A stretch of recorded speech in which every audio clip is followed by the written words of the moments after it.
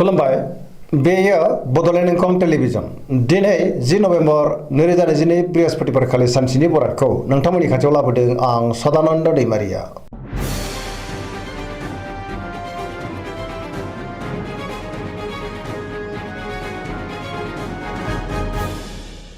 सिगां फरायनो लादों मेष राशि गिबि हांखो अ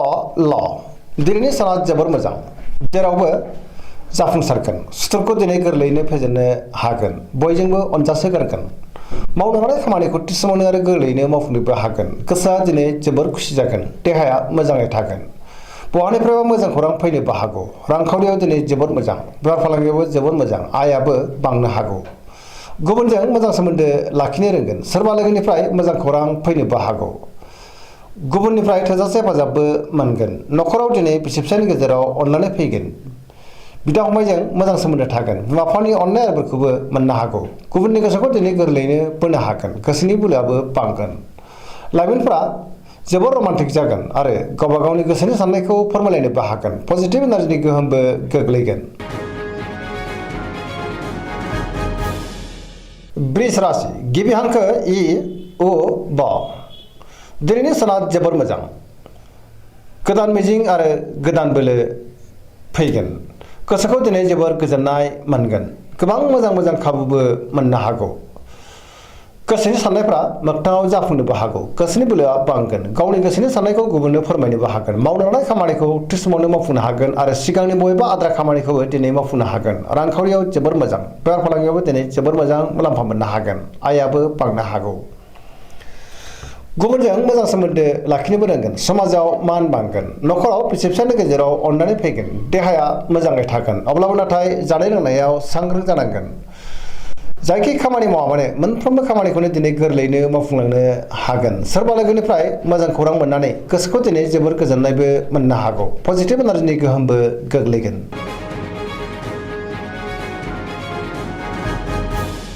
मिथुन राशि गिबि हांखो क स दिनैनि साना जोबोर मोजां पजिटिभ एनार्जिनि गोहोम गोग्लैनो हागौ मोनफ्रोमबो बिथिङाव जाफुंसारगोन गियाननि आंखाल जानाय नङा गोसोखौ दिनै जोबोर गोजोननाय मोनगोन गोसोआ जोबोर खुसिबो जागोन देहाया मोजाङैनो थागोन रांखावरियाव मोजां आयाबो बांनो हागौ बेफार फालांगियाव मोजां मुलाम्फा मोनगोन न'खराव बिसि फिसायनि गेजेराव अननानै फैगोन सोरजोंबा बाख्नाय जानो हागौ समाजाव मान मोनगोन गोसोनि बोलोआबो बांगोन गावनि गोसोनि साननायखौ दिनै गुबुननो फोरमायनो हागोन सोरबा लोगोनिफ्राय मोजां खौरां मोननोबो हागौ गुबुनजों मोजां सोमोन्दो लाखिनोबो रोंगोन लाइमोनफोरा जोबोर खुसि जागोन आरो गावबा गावनि गोसोनि साननायखौ फोरमायलायनो हागोन सोरबा लोगोनिफ्राय मोजां खौरां फैनोबो हागौ। कर्कट राशि गिबि हांखो ड ह दिनैनि साना मोजां आरो गाज्रिनि गेजेरजों बाबेनलांगोन सोरबा लोगोनिफ्राय माबा मोनसे गाज्रि खौरांबो मोननो हागौ गोसोआ दिनै जोबोर उसुखुथु जागोन गुबुनजों मोजां सोमोन्दो लाखिनो गोब्राब जागोन गोसोनि साननायफ्रा टेबोर नांनो हागौ नेगेटिभ सानफ्रांगोन गोसोआव नेगेटिभ एनार्जिनि गोहोमबो गोग्लैनो हागौ मावनो हानाय खामानिखौ थि समावनो आरो गोरलैयैनो मावफुंनो हागोन रांखावरियाव मोजां बेफार फालांगियावबो मोजां होनजायो न'खराव अननानै फैगोन बिदा फंबायजों मोजां सोमोन्दो थागोन समाजाव लोगो लेवा बांनो हागौ देहाया मोजाङै थागोन अब्लाबो नाथाय जानाय लोंनायाव सांग्रां जानांगोन सोरबा लोगोनि गाज्रि नोजोर गोग्लैनोबो हागौ सांग्रां जानाया गाहाम।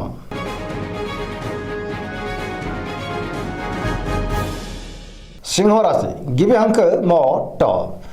दिनैनि साना जोबोर मोजां गोसोनि बोलोआ बांगोन गावनि गोसोनि साननायखौ दिनै गुबुननो फोरमायनोबो हागोन मावनो हानाय खामानिखौ थि समावनो आरो गोरलैयैनो मावफुंनो हागोन सोरबा लोगोजों बाख्नाय जानो हागौ बहाबा दावबायनो एबा हान्थिनो खाबुबो मोननो हागौ आरो मोजाङैनो हान्थिनोबो हागोन रांखावरियाव दिनै जोबोर मोजां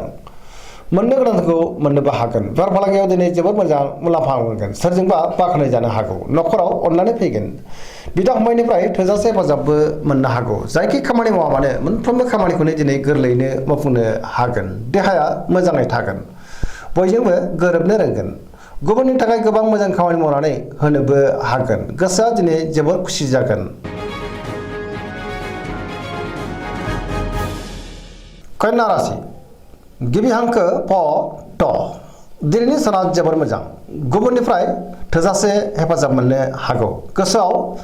गोथों आरो गोग्गो साननाय फैगोन गियाननि आंखाल जानाय नङा रांखावरियाव दिनै जोबोर मोजां बेफार फालांगियावबो जोबोर मोजां मुलाम्फा मोनगोन देहायाबो मोजाङै थागोन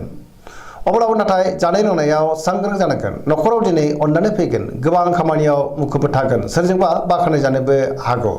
गोसोआ जोबोर खुसि जागोन पजिटिभ एनार्जिनि गोहोमबो गोग्लैनो हागौ लाइमोनफोरा जोबोर रमान्टिक जागोन आरो गावबा गावनि गोसोनि साननायखौ फोरमायलायनोबो हागोन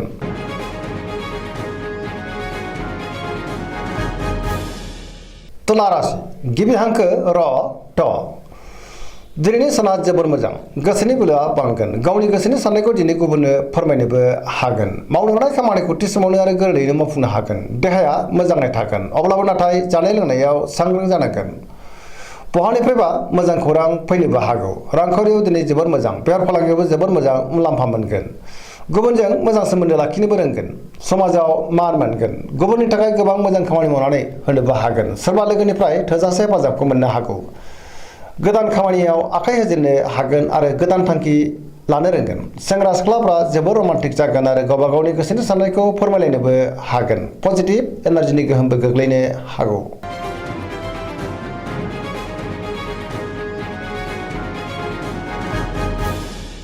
वृश्चिक राशि गिबि हांखो न स दिनैनि साना जोबोर मोजां समाजाव लोगो लेवा बांगोन गोबां मुंदांखा सुबुंजों दिनै लोगो मोनज्लायनो हागौ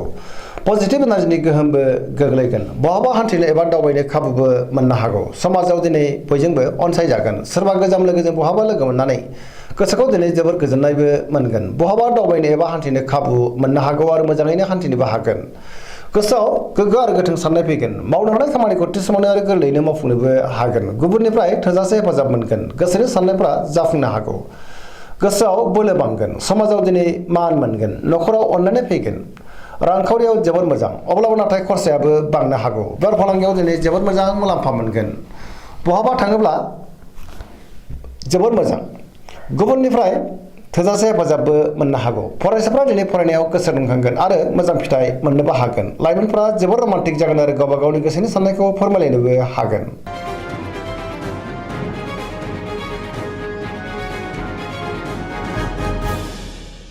धनु राशि गिबि हांखो ध फ भ दिनैनि साना जोबोर मोजां गोसोआव गोथों आरो गोग्गो साननाय फैगोन गियाननि आंखाल जानाय नङा मावनो हानाय खामानिखौ थि समावनो आरो गोरलैयैनो मावफुंनोबो हागोन सोरबा लोगोनिफ्राय मोजां खौरां फैनोबो हागौ गोसोनि साननायफ्रा मोगथाङाव जाफुंगोन रांखावरियाव दिनै जोबोर मोजां बेफार फालांगियावबो जोबोर मोजां गोबां धोन आरजिनोबो हागोन समाजाव दिनै गोबां मान मोनगोन देहाया मोजाङै थागोन अब्लाबो नाथाय जानाय लोंनायाव सांग्रां जानाया गाहाम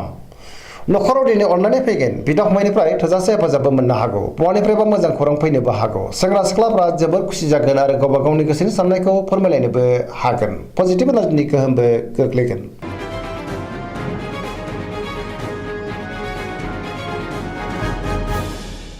मकर राशि गिबि हांखो ख ज दिनैनि साना जोबोर मोजां गोसोनि साननायफ्रा मोगथाङाव जाफुंनो हागौ मावनो हानाय खामानिखौ थि समावनो आरो गोरलैयैनो मावफुंनोबो हागोन रांखावरियाव दिनै जोबोर मोजां अब्लाबो नाथाय खरसायाबो बांनो हागौ बेफार फालांगियावबो जोबोर मोजां होनजायो गोबां मुलाम्फा मोनगोन गुबुनजों मोजां सोमोन्दो लाखिनोबो रोंगोन मोनफ्रोमबो खामानिखौ दिनै मोजाङैनो मावफुंलांनो हागोन सिगांनि बबेबा आद्रा खामानिखौबो दिनै मावफुंनो हागोन गोदान खामानियाव आखाइ होजेननोबो हागोन न'खराव अननानै फैगोन बिदा फंबायनिफ्राय थोजासे हेफाजाब मोननो हागौ बिमा बिफानि अननाय आरिफोरखौबो मोननो हागौ फरायसाफ्रा दिनै फरायनायाव गोसो दुंखांगोन आरो मोजां फिथाइ मोनगोन धोरोमारि बिथिङावबो गोसो दुंखांनो हागौ पजिटिभ एनार्जिनि गोहोम गोग्लैगोन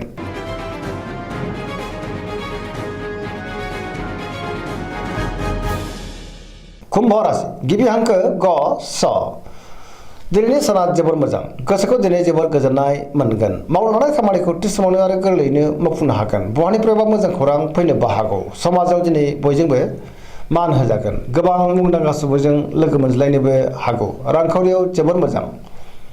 बहानिफ्रायबा गोबां धोन मोननो हागोन देहाया दिनै मोजाङै थागोन अब्लाबो नाथाय जानाय लोंनायाव सांग्रां जानांगोन न'खराव दिनै अननानै फैगोन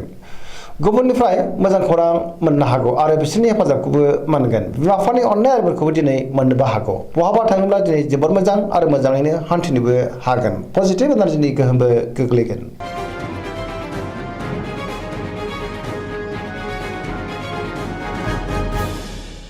मीन राशि गिबि हांखो ड स दिनैनि साना जोबोर मोजां गोबां मोजां खाबु फैनोबो हागौ गुबुननि थाखाय गोबां मोजां खामानि मावनानै होनोबो हागोन गोसोआव पजिटिभ साननाय फैगोन गोथों आरो गोग्गो साननो रोंगोन गोसोनि बोलोआ बांगोन गावनि गोसोनि साननायखौ दिनै गुबुननो फोरमायनोबो हागोन देहाया मोजाङै थागोन रांखावरियाव मोजां